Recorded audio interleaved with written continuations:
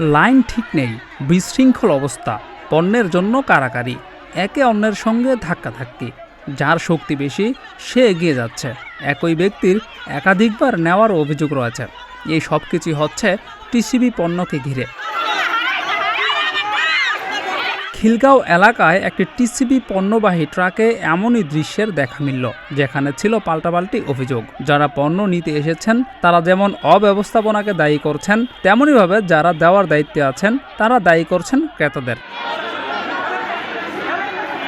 টিসিবির পণ্য পাওয়া যায় না, মানুষ বেশি, পণ্য কম, তাই নিতে হবে তাড়াতাড়ি। সেজন্য ধাক্কাধাক্কি করতে হলেও চালিয়ে যেতে হবে। আর এতেই শুরু হয় বিশৃঙ্খলা। যখন কে আগে নিবে এমন প্রতিযোগিতা শুরু হয়, তখন আর লাইন ঠিক রাখার উপায় নেই। পণ্যের কারাকারির জন্য বিক্রেতাদের তখন হিমশিম খেতে হয়। কিভাবে প্রতারণা করে একই ব্যক্তি একাধিকবার পণ্য নেয় তার বিবরণ দিচ্ছিলেন একজন বিক্রেতা। তিনি বলেন, এখানে যে লোক বেশিরভাগ মহিলারাই এই সমস্যাটা করে।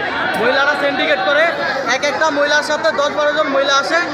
প্রথমে সিরিয়াল 2 জন লাইন দেয়, সামনে 2 জন লাইন দেয়। সামনে 2 জন নেওয়া শেষ হইলে পরে আবার পিছর জনের 2 জনের সাথে আবার দাঁড়ায়। এই জন্য সবাই মাল পায় না। এই সিন্ডিকেটের কারণে লাইনটা এলোমেলো হয়, সবাই ঠিক মতন মাল পায় না। নাম্বার ঠিক আমরা মার্কার কলম দিয়ে নাম্বার দিয়ে দিই, ওইটা আবার বৈশা উড়ে এলাইলে আর আমরা ধরতে পারি না যে কি একবার নিচ্ছে নাকি নাই।